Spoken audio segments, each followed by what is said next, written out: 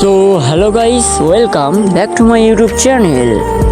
So guys, আজকে আমি আপনাদের কাছে একটি গল্প শেয়ার করতে চলেছি। যে গল্পটির নাম ভালোবাসার সমাপ্তি। সো গাইস, চলুন বেশি কথা না বাড়িয়ে গল্পটা শুরু করা যাক। আকাশ আর বৃষ্টির প্রেমটা ছিল কলেজের সেই পুরনো দিনগুলোর মতো সহজ এবং সরল। কিন্তু আকাশ জানতো যে লুকিয়ে প্রেম করাটা কাপুরুষতা। সে বৃষ্টিকে কথা দিয়েছিল সে পালাবে না, বরং সম্মানের সাথে তাকে নিজের করে নেবে। সেই সাহসেই একদিন বৃষ্টির ড্রয়িং রুমে গিয়ে দাঁড়ালো আকাশ। সামনে বৃষ্টির মা এবং বাবা দুজনেই ছিল। আকাশ ঘামছিল, কিন্তু তার কণ্ঠস্বর ছিল স্থির। সে সরাসরি বলল, আমি আপনাদের মেয়েকে ভালোবাসি। আমি কোনো কিছু অন্যায় করতে চাই না, শুধু আপনাদের অনুমতি নিয়ে ওকে সারা জীবনের জন্য পাশে চাই। বৃষ্টির বাবা সেদিন কিছুই বলেননি, শুধু এক অদ্ভুত শীতল দৃষ্টিতে তাকিয়েছিলেন। আকাশ ভেবেছিল সে জয় করে নিয়েছে, কিন্তু সে জানতো না ঝড়ের আগের স্তব্ধতা কতটা ভয়াবহ হতে পারে। কিছুদিন পর বৃষ্টির ফোন এলো। ফোনের ওপারে বৃষ্টির গলা ভেজা, যেন খুব কান্নাকাটি করছে। সে ফিসফিস করে বলল, আকাশ, বাবা আমাকে কাল অন্য কোথাও বিয়ে দিয়ে দিচ্ছে। তুমি আজ রাত 10টায় আমাদের বাগান বাড়ির পিছনে দেখা করো। শেষবারের মতো আমি তোমাকে দেখতে চাই, নয়তো আমি মরে যাব। আকাশের মাথায় তখন আকাশ ভেঙে পড়েছে। সে কোনো কিছুই না ভেবে বাইক নিয়ে ছুটলো। নিঝুম রাত, চারিদিকে ঝিঁঝি পোকার ডাক। বৃষ্টি দাঁড়িয়েছিল অন্ধকারে।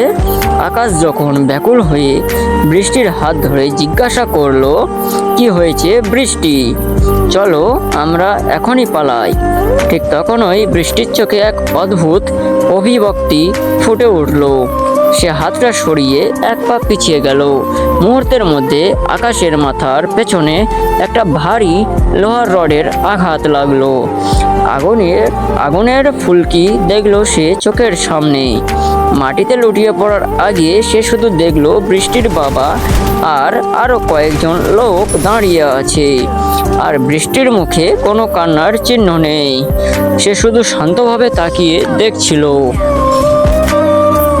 হাসপাতালের সাদা দেয়াল আর ওষুধের গন্ধে আকাশের কয়েকটা মাস কেটে গেল। মাথার ক্ষতটা সেরে গেলেও মনের ভেতর যে পচন ধরেছিল তা সারানোর জন্য কোনো ওষুধ ছিল না। সে জানতে পেরেছিল সেদিন বৃষ্টি তার বাবাকে ডেকে এনেছিল আকাশকে শিক্ষা দেওয়ার জন্য।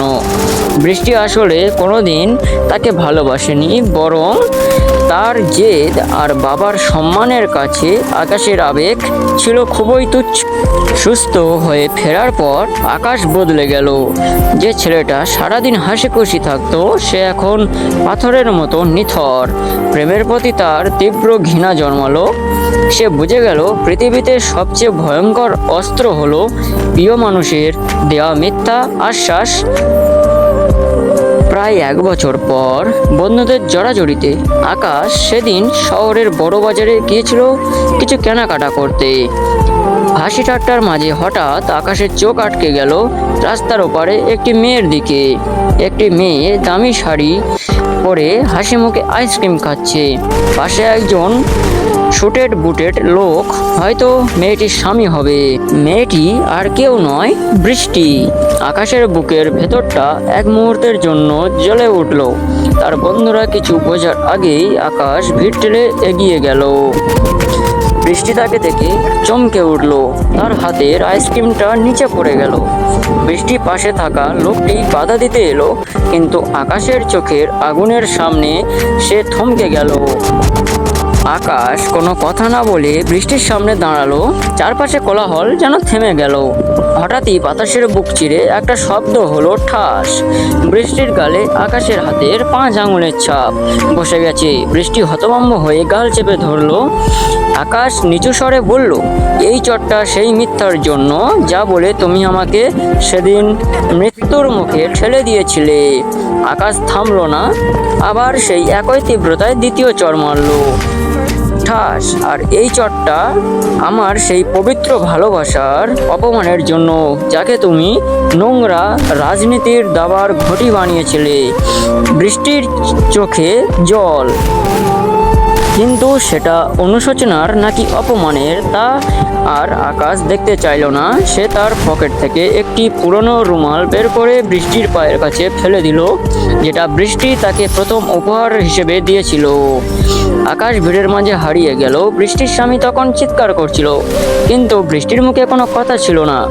আকাশ হাঁটতে হাঁটতে অনুভব করলো তার বুকের ভেতর জমে থাকা পাথরটা আজ একটু হালকা হয়ে গেছে, কিন্তু এই মুক্তির স্বাদ বড় বিষাদময়। সেদিন বিকেলে সূর্য তখন ডুবছিল। আকাশ বুঝতে পারলো কিছু গল্প শেষ হয় মিলনে, আর কিছু গল্প শেষ হয় দুই গালে অবিশ্বাসের দাগ আর হৃদয়ের চিরস্থায়ী একাকিত্বে।